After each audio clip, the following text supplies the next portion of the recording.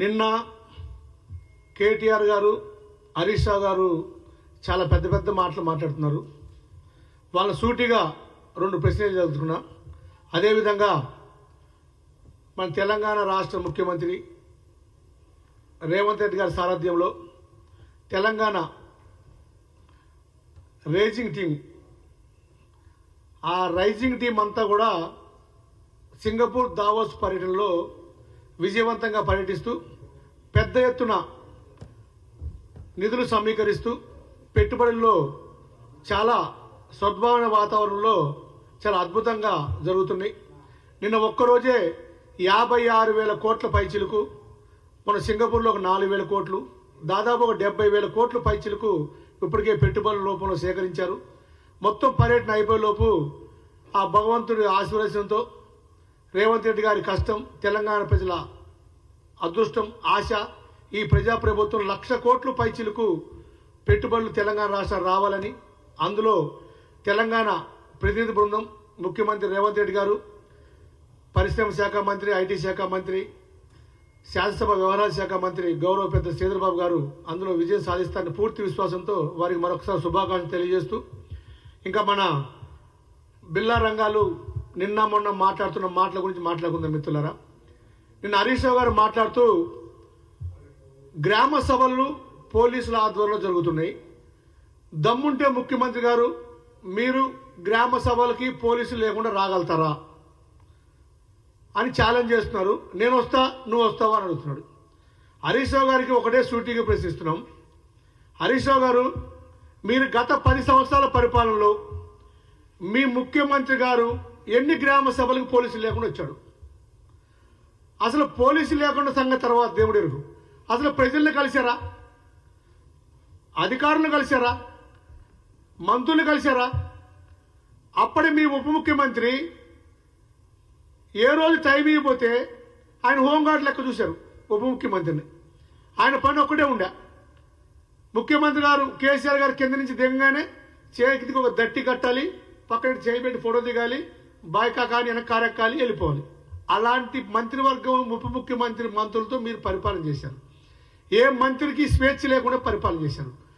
ఈరోజు ఈ ఇందిరమ్మ రాజ్యంలో రేవంత్ రెడ్డి గారి నాయకత్వంలో కాంగ్రెస్ ప్రభుత్వంలో తెలంగాణ ప్రజలు, అధికారులు అందరూ కూడా స్వేచ్ఛా వాయువులు పీల్చుకుంటూ ప్రజాస్వామ్య పద్ధతిలో ఈ పరిపాలన సాగుతుంది. మీరు పెద్ద పెద్ద మాటలు మాట్లాడుతున్నారు. రేషన్ కార్డులు ఇచ్చారా? మీరు అధికారులకు ఏం చెప్పారు? అధికారులు రాకముందు మీ వాగ్దానాలు ఏంది? అది నవ్విపోతే నాకేం సిగ్గు అని చెప్పి అసలు నీ సిగ్గు అనిపించలేదా హరీష్ రావు గారు? మీ జిల్లాలో 1,99,000 మంది, 2 లక్షల మంది దాదాపు ఇందిరమ్మ ఇళ్ళకి అప్లై చేస్తున్నారని చెప్పి మీరే చెప్పారు. సిద్దిపేట జిల్లాకి గత 10 సంవత్సరాలు ముఖ్యమంత్రి గారు ప్రాతినిధ్యం వహించారు కేసీఆర్ గారు. ఒక మంత్రిగా మీరు 10 సంవత్సరాలు ప్రాతినిధ్యం వహించారు. మీకు సిగ్గు అనిపించలేదా మీ జిల్లాలో అంతమందికి ఇందిరమ్మ ఇల్లు ఇవ్వంటే?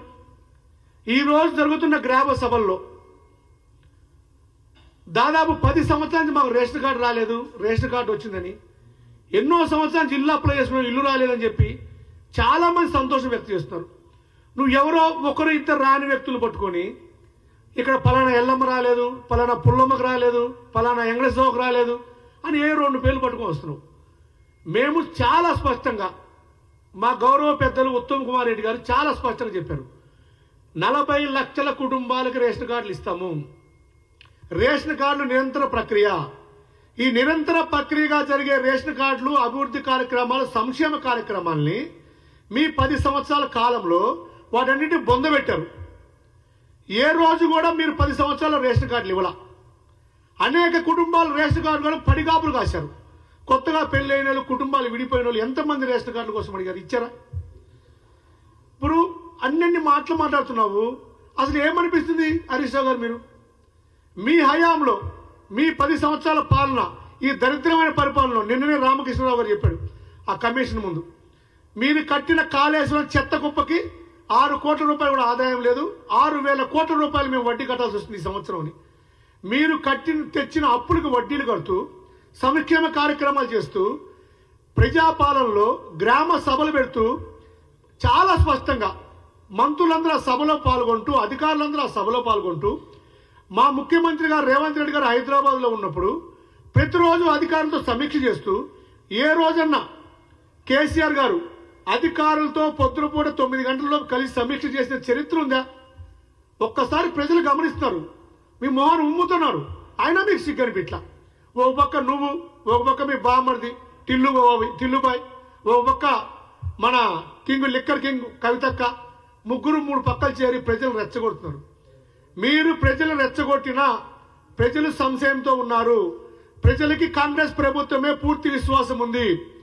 ప్రజలు కాంగ్రెస్ ప్రభుత్వ సంక్షేమ కార్యక్రమాలు అమలు చేస్తుంది. ప్రతి నిరుపేద కుటుంబానికి సంక్షేమ కార్యక్రమాలు, ప్రతి నిరుపేద ఇంటి లేని వ్యక్తికి ఇందిరమ్మ ఇల్లు ఈ కాంగ్రెస్ ప్రభుత్వం అందిస్తుంది. దానిలో ఎటువంటి నిర్దిష్టమైన ప్రక్రియలో జరుగుతుంది కాబట్టి ఎటువంటి పొరపాటు జరగదు. ప్రజలకి కాంగ్రెస్ ప్రభుత్వమే పూర్తి విశ్వాసం ఉంది.